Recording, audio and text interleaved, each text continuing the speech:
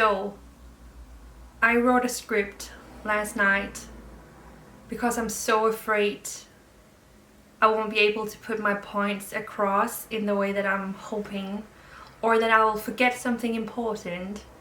But I've decided I'm not going to follow my script. I want this to be as real and authentic as possible, and I can't do that by looking at a script word for word. So you might want to grab yourself something to drink. We're gonna have a chat about the struggles of being 29, both as a single person but also just what can be difficult in your late 20s in general. Yeah, it's gonna get a little bit personal, so I'm just warming up.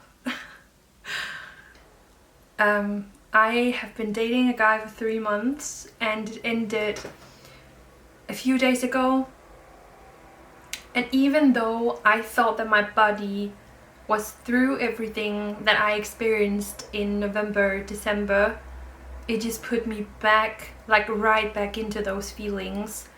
I have been feeling so lonely.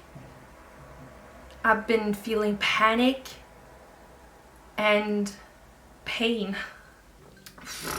Already by saying that, I feel like I have overshared something that's so fragile. And I know that some of you will be like, Elise, you do not have to share so openly about something so personal and private. But I, as a person, I really believe, and I think it's so beautiful when we as people can be brutally honest about the things that we go through that are difficult. It's the only way we give each other a chance to mirror ourselves in one another. It's so easy to share when things are great. It's very difficult to share that when we are fragile and when something hurts. And also, as being an internet person, I think that's so strange. Like, I'm just me, but I'm so afraid of portraying something that's like picture perfect. I go through life struggles like any other person. I carry things from childhood like any other person, and I'm not perfect.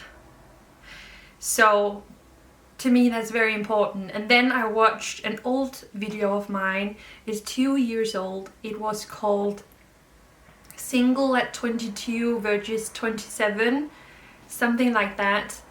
And it just really made me want to film this update now, being a 29-year-old single woman. When I rewatched the video the other day, I feel like everything I'm feeling now is an extension to what I felt back then. I was sharing a lot about feeling like friends were slowly fading out of my life because they were starting new chapters with their partners. They were moving away, they were starting families, they were deep into their careers, and I felt like they were sliding out of my life slowly. Those friends have now moved. They have started families, they've been getting married, they are in so many different places in life, and they feel quite far away from me by now. And experiencing that has been extremely painful, and it's something that I've been diving into those emotions so much lately. I try to talk to anyone I can about this subject because it's interesting, and I can't be the only person who find it difficult that when you reach to the end of your 20s, your friends are no longer a big part of your everyday life anymore. There is a change in priorities, something happens, and it's also what you see in friends. I love friends.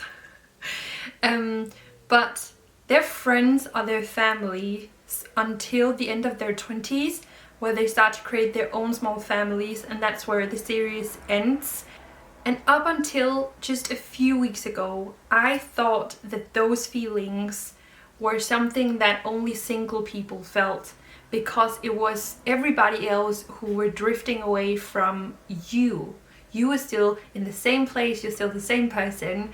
But then I watched a Danish television program that is handling and taking up a lot of like very difficult emotions, things that we don't usually talk about because it's embarrassing, it makes us fragile.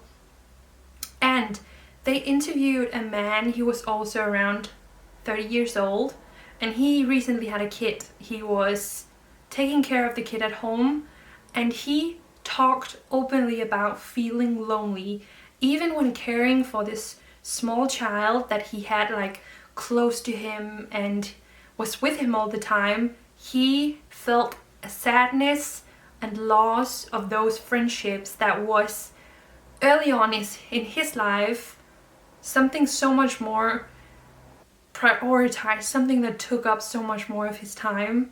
So hearing that somebody who has taken so many steps that I have not really made me realize that this sadness is not unique to me or to single people.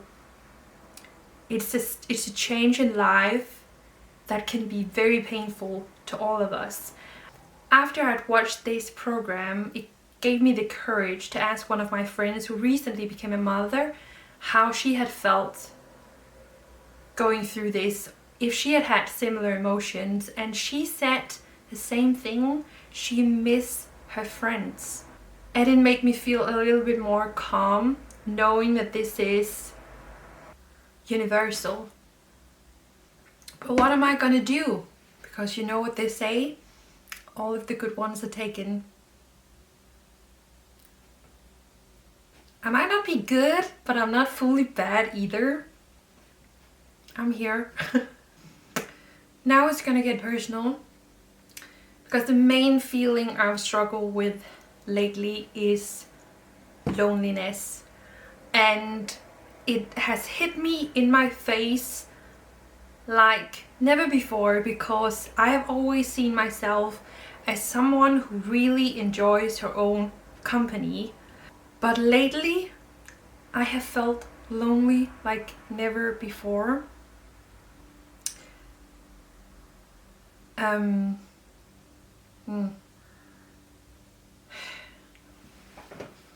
Surely I do have feelings for this guy that I've been seeing for 3 months.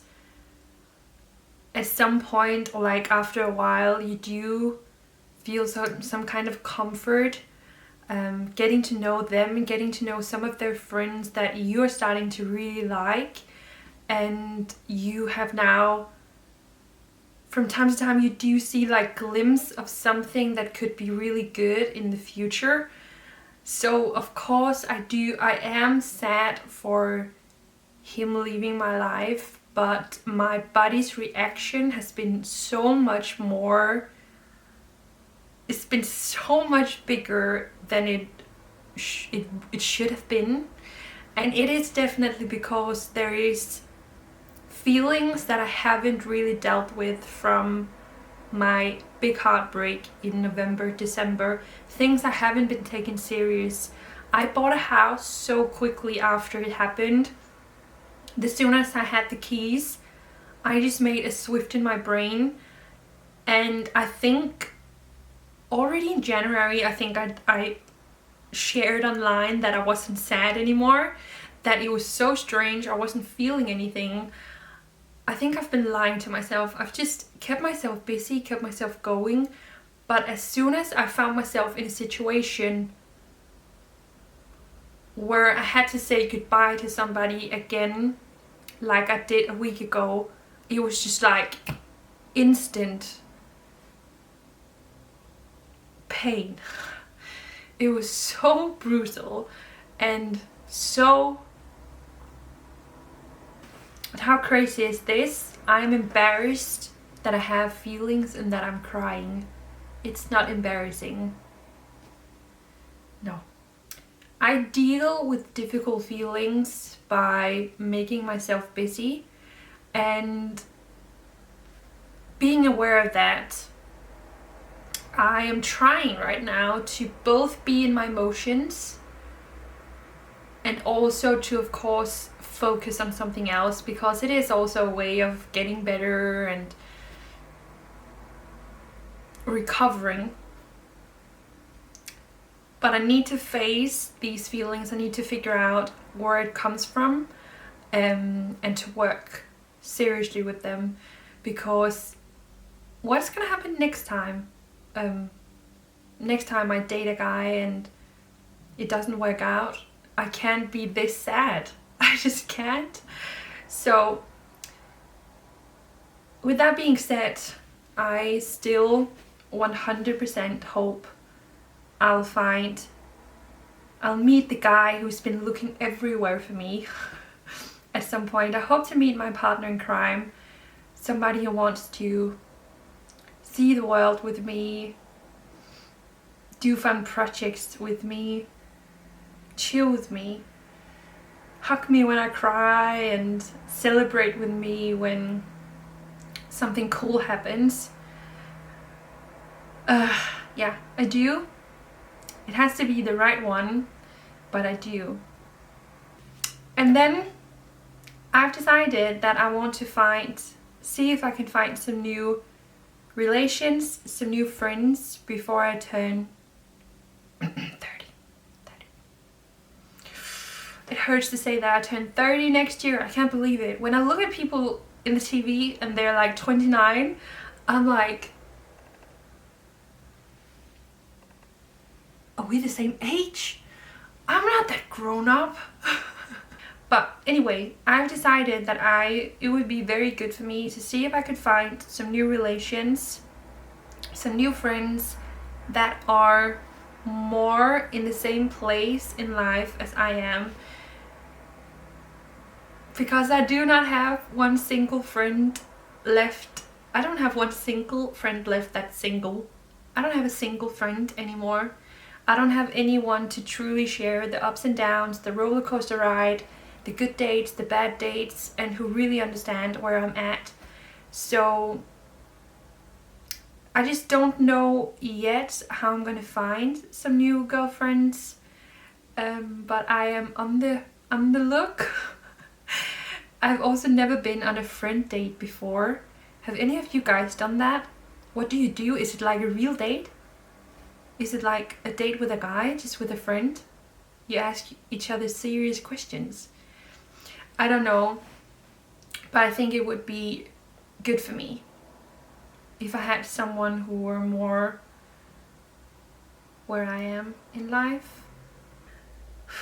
Yeah, I really hope that you could take just something away from this video, something that makes you feel more calm, more just knowing that we all struggle.